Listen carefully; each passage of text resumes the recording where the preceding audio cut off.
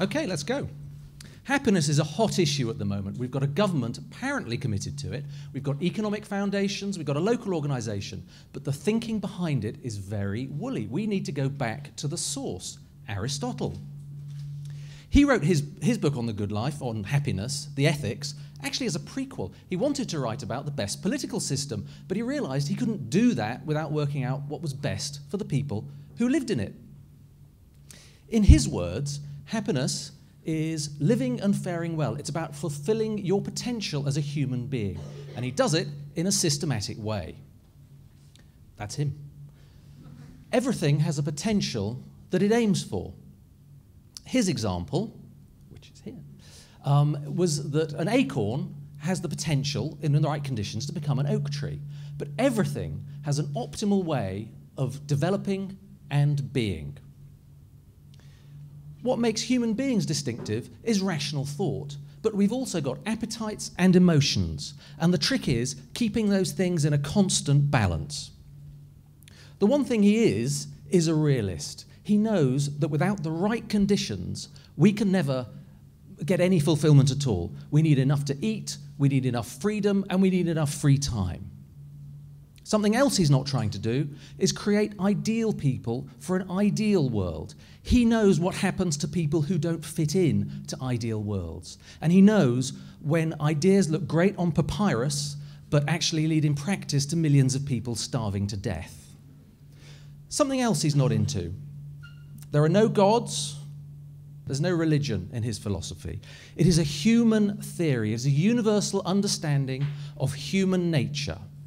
So what would his favourite TV programme be?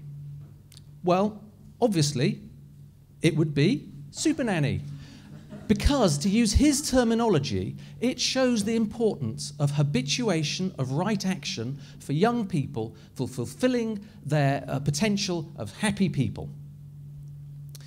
Moving away from happy people, the people who rescued Jews in the Holocaust, a psychologist looked at the reasons they did that, and they were Aristotelian reasons. It was people who were raised with strong, positive values and who had exhibited a pattern of good behaviour. Sophie Scholl was executed, guillotined, for distributing anti-Nazi leaflets.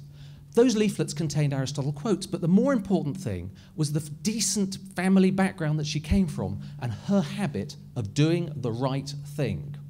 I met an American therapist who, when her clients had a difficult problem, said, "What would Obama do?" And what she meant was, what would a good person do? What would a better person than you do?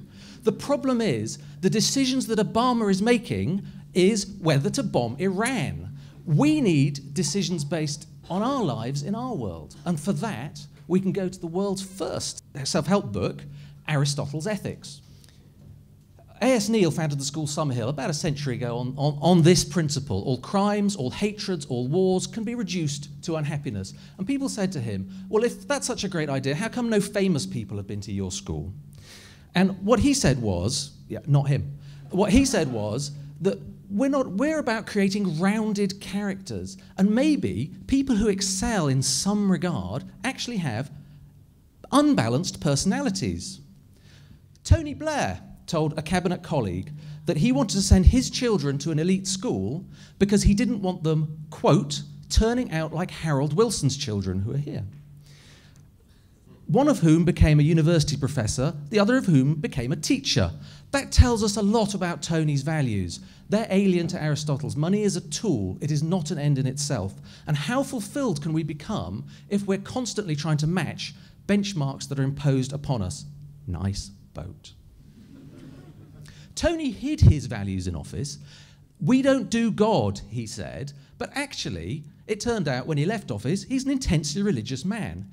Yet he promulgated thousands of laws and several wars, all of which were based on values. That would be alien to Aristotle. A political leader's primary duty to him is inculcating good character in the young so that they can fulfill their potential and develop as good and happy citizens.